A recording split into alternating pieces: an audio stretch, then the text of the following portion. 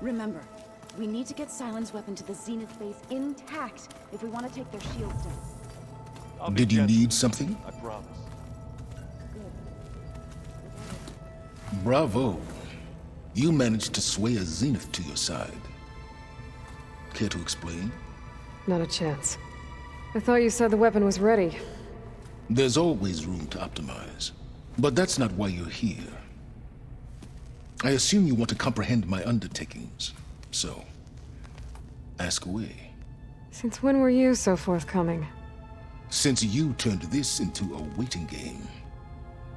And as it seems you have found modest success, perhaps I'm willing to be generous.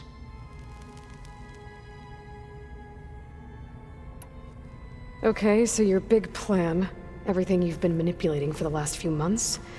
Let me see if I got this straight. You learned about the Zeniths from Hades when you interrogated it. Then you came up with a plan to defeat them by using a Tenakth army and that weapon. And to get the Tenakth to fight for you, or rather the Sons of Prometheus, armed Regalla's rebels with override tech. Did you have an actual question, or are you still playing catch-up? So all this time, even before I found the coordinates at the Spire, you were out here scheming. Why couldn't you just tell me? When I learned of the Zenith's return to Earth, I laid out my plans. I knew I would one day require an army of overzealous Tenakth to assault the Zenith base. The casualties would be extreme. And I knew you would never allow such a sacrifice, no matter how necessary. Thus, I devised a means to remove your interference from the equation at the Hades Proving Lab.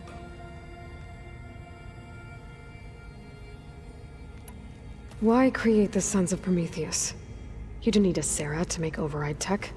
They were a necessary safeguard. My time serving Hades in the Eclipse demonstrated the risks of getting directly involved. Through the Sons of Prometheus, I could execute my plans, all while remaining anonymous. Except to a Sarah.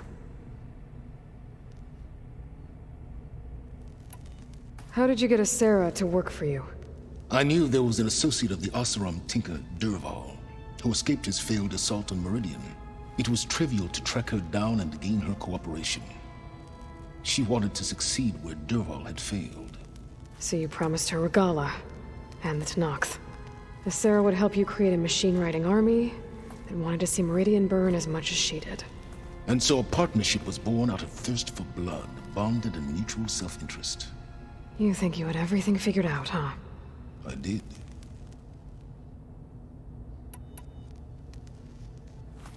You wanted me to surrender to the Zenith at the Hades Proving Lab. They almost killed me.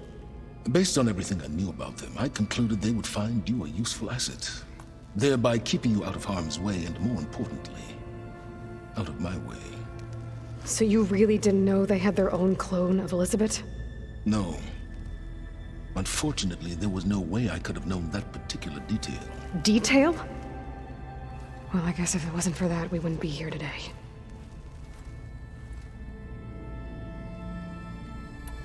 Tell me about the weapon. How does it work? I've upgraded the delivery system. It now emits a wave-like effect covering a significant distance. That doesn't fully answer my question. No, but I'd be a fool to reveal its inner workings. After all, why did you withhold your plan for dealing with the Zenith drones? Yes, even you can appreciate the value of secrecy when warranted. Suffice it to say that the weapon will work. The intricacies of how is knowledge that is mine alone.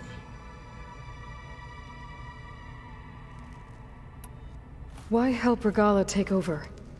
If you wanted an army, you could have just gone to Hekarro. Before Regalla's rebellion, Hekarro was only concerned with battling machines and fostering friendships with the Karja. Even if I gained his ear, he would never agree to send his forces to battle a threat he couldn't understand. So helping a bloodthirsty exile was easier? Yes, exceedingly so. All Regalla craved was war against the Karja and anyone who threatens the Tenakth. She would have led the tribe into battle without question, which was precisely what I needed. While I was out there, I had a couple run-ins with the Quen. The tribe from across the ocean. And? Their entire tribe was shaped around the discovery of focuses. One of them, Alva, even joined me here. Don't you want to know more about them? No. They stumbled upon the greatest technological artifact from the ancient world, and what did they do with it? They shrouded the knowledge they unearthed in mysticism and taboo, creating a pantheon out of corporate shields. Yes, well, it also led them to Thebes. Did it now? So those run-ins with the Quen I mentioned. On one of them I teamed up with their expedition to search Thebes. We found Pharaoh at the end. You must have needed Omega clearance. So, what was it like? Worse than you can imagine. He single-handedly wiped out collective human knowledge. I'm sure it was still less than he deserved. Let me guess. You would have scraped him into a jar so you could prod his brain, like what you did with Hades. For a start.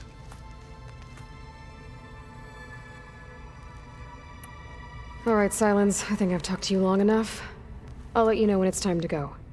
And try not to mess with Tilda while you're in here, okay? I don't need the two of you butting heads. Ah, yes. About your Zenith ally. I wonder if you understand what kind of person you're dealing with. For someone to live as long as she has, outlast as many calamities, well, your goals may be aligned now, but I'd watch for the moment they diverge. Yeah, I'm aware. Reminds me of someone else I know. Survival is only a necessity to my greater purpose, Aloy. I'd hoped you'd recognize that by now. Do you know something or not? Oh, I know a great deal of things. But on this, just call it a feeling. Oh, a feeling? You mean you finally had one? Huh. Guess even you can change, Silence.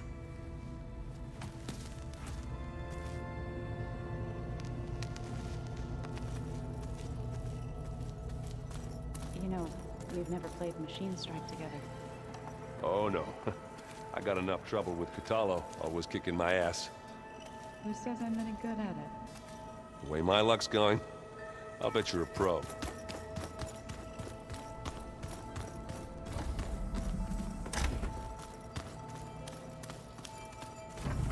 There you are. Well done, Aloy. Despite my reservations, you managed to secure Silence and his weapon. You're truly a shining example of Liz's fortitude. I've been thinking about what you said at your house. How you were friends with Elizabeth. It was more than that, wasn't it? Perceptive as ever. You're right, we were together for a time. Okay, so... what happened? I was an orphan. I had always been alone. By my 30s, I was starting to wonder if that was simply my fate in life. And then I met Liz. We kept running into each other at conferences. We'd have coffee. At some point, it became drinks. I thought it was just shop talk, an exchange of ideas, but then I was surprised at how much I looked forward to seeing her. Soon we were flying halfway across the world every other week just to meet up. For the first time, I didn't feel lonely. I could imagine a future where I wasn't. I think Liz felt the same way at first. She had lost her mother a few years back. I filled a void for her. I know I did. But as time passed, it seemed as though she wanted less when I wanted more. And so we ended things. So helping me. Restoring Elizabeth's dream. It's what? A second chance, yes. I made a mistake leaving Earth while Liz stayed behind. I should have done more. So when I saw you, a woman who has carved her own remarkable path, beyond even what made Liz a phenomenon, I knew I had to help you. To do right by her.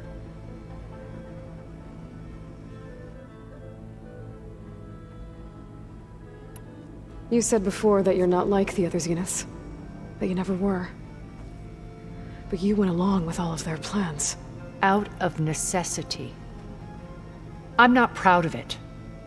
But complicity became a means of survival, both when Earth was consumed and when the colony on Sirius was destroyed. I did what I had to. But I resolved to remain one step ahead of the others, to try to undo what damage I could. Hence the data channel with Beta. The secret passage into their base and the little trick I pulled to save you.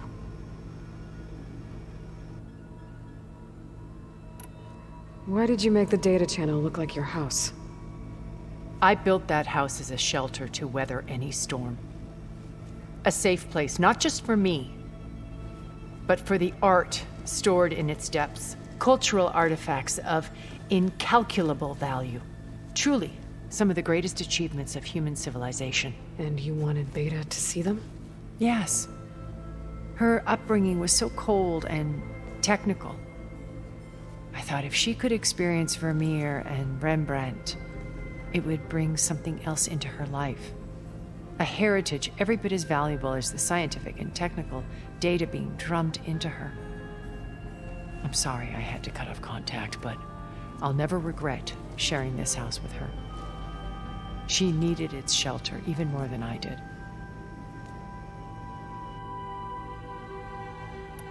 Why do you think Elizabeth pulled away? I've wondered that for 1,000 years. She was brilliant, visionary. She cared so deeply for the world, for the betterment of humanity. But it also felt like she kept everyone at arm's length, including me. She never wanted to share her burdens. I think, in the end, she had a core that she never let anyone be part of. Sometimes I wonder if anyone really knew her. I found a recording of you and Elizabeth back in the proving lab after Far Zenith's attempt to steal Gaia. Yes. A most unpleasant conversation. She said something after the call. I think she regretted how things ended between you. Did she? All this time, thank you for telling me. I've always hated that those were the last words we ever said to each other. And that her last impression of me was as a functionary of Far Zenith, not who I truly am. What else can we expect to find in the Zenith base? As I mentioned in the briefing, our goal will be the command center. That's where Beta and Gaia are being held. There are also printing facilities where the others have been amassing the natural resources they've stripped from the region. What for? First for use in the base's infrastructure, and then to fabricate more Spectre drones, a small army of them. When I was out in the wilds, I saw a shuttle take off from the island, heading for space. It was likely ferrying materials to and from our ship in orbit. After hundreds of years luxuriating in our digital comforts, the ship was barely space-worthy when we made our escape.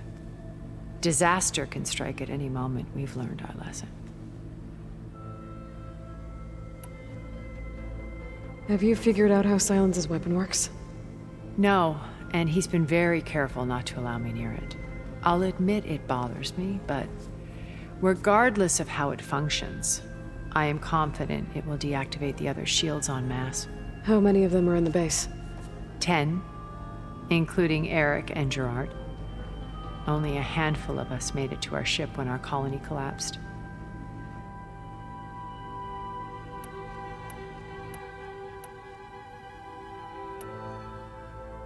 So, Eric...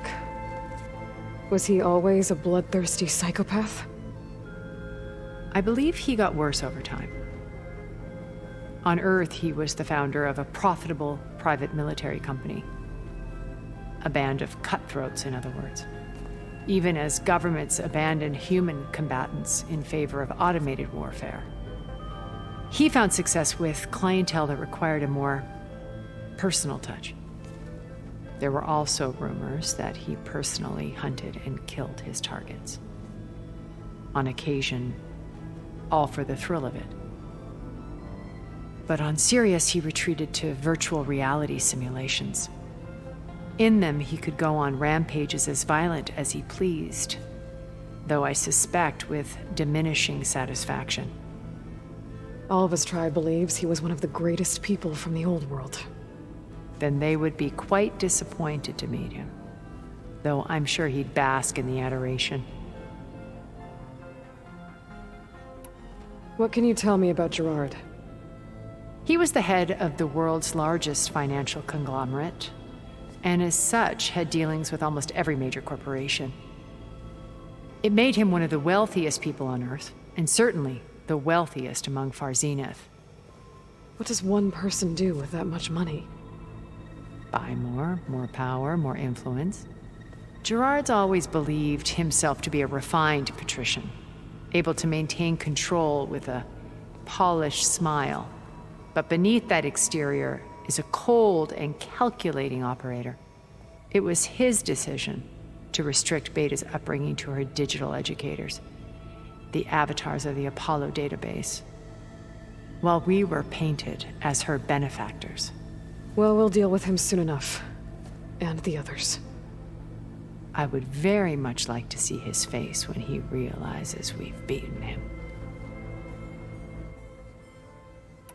When I was in the ruins of Vegas, I found data on a man named Stanley Chen. I think he was a Zenith. Stanley, ever the optimist. He was one of the good ones. When we established our colony, he built an exact replica of Las Vegas in virtual reality. Lights, shows, gambling, every detail perfectly recreated. And while others cloistered themselves in their own fantasies, he flung his doors wide to everyone. The way you're talking about him, I'm guessing he didn't make it back to Earth? No, he perished when our colony was destroyed. He would have been thrilled to discover that part of his beloved city survived. When Beta escaped and hid in an ancient research facility, I saw another one of the Zeniths, Verbena. Who was she? A dull star amidst a sea of brighter constellations. Unlike most of Far Zenith's members who amassed their wealth through shrewd business deals and technological achievements, Verbena inherited her billions. Her father had achieved great success in the luxury holotourism industry. At age 24, she became the world's most eligible bachelorette, branding herself a life designer. Someone who leverages their fame to influence the choice of others. What, like a cult? In a way, yes. Well, she must have done something right to have survived this long. She was her own brand of ruthless. That much is true. But even rats can cling to a vessel for escape.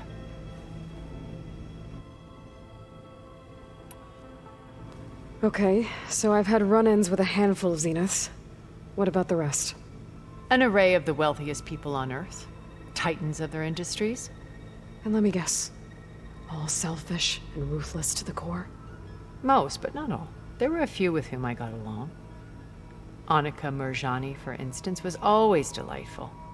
She founded the HoloNet's most successful dance channel and was herself mesmerizing to watch. And I had fascinating discussions with Song Jiao about her work in cellular biology. Our immortality treatments are due in part to her achievements. But then there were others like Devin Miller, the CEO of a fast food printing corporation. His only real preoccupations were perfecting his golf swing and taking self-hollows. When I think about all of us, we really should have accomplished more. We had eternity.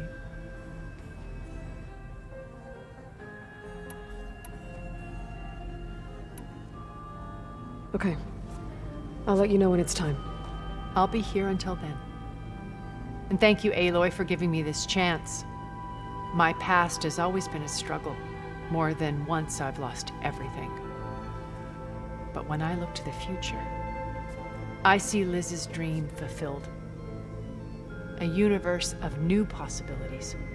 Maybe we can make it happen. We will. I won't let anything get in the way. I promise you that.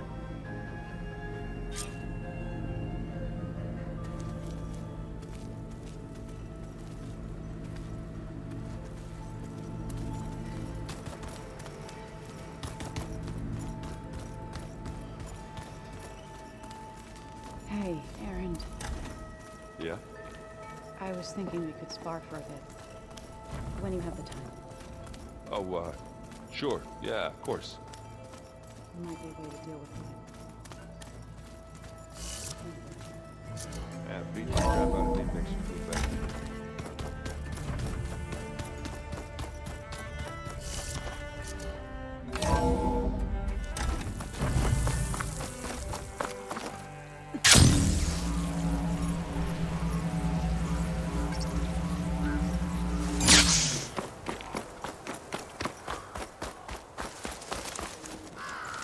Safe.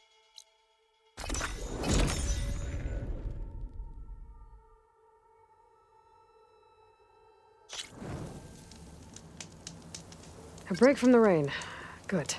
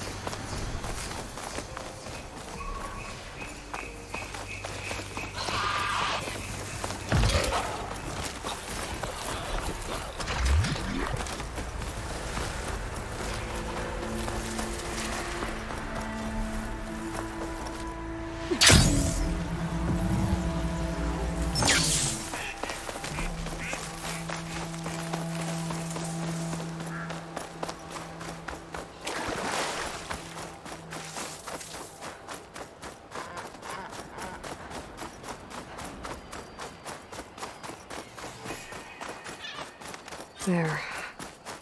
Rendezvous point. I should take care of everything I can before calling in the others to attack the Zenith base.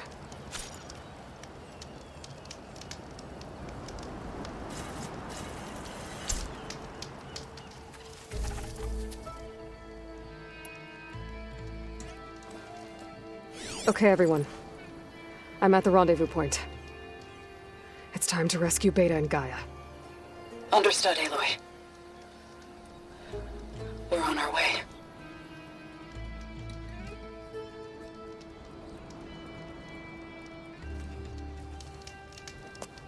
Aloy,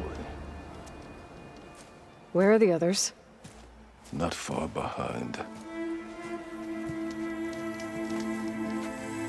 Egghead here couldn't stand traveling with the pack.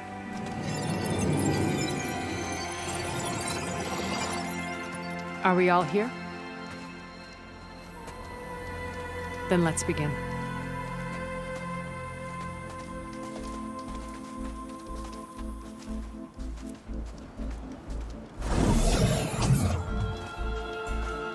A tunnel.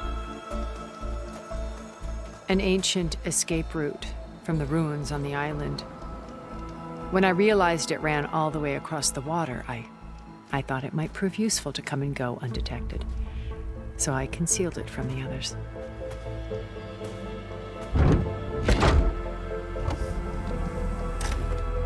Shall we?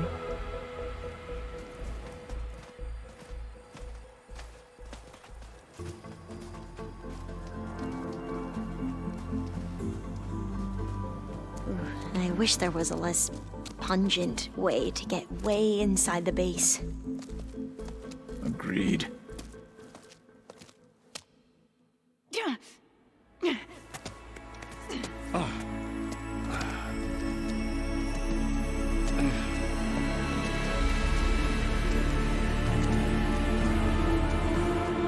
There's the launch tower. That plane offers a little cover, so the only viable path is through there. There will be specters guarding it, and many more can be deployed from those hangars. All right. Alva, Catalo, get to it. Where are they going? Somewhere important. Erend, you're with me. You guys, take the high ground in case we need covering fire. Tactically sound, I suppose. What will she do? There's a sensor node nearby. If I hack into it, I should be able to scramble the network and keep you undetected. But not for long. Then we should proceed. One more thing. Open up the channel to Beta. Audio only.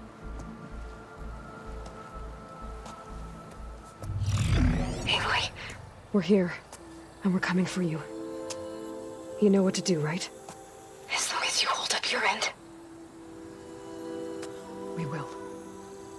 See you soon. Be careful.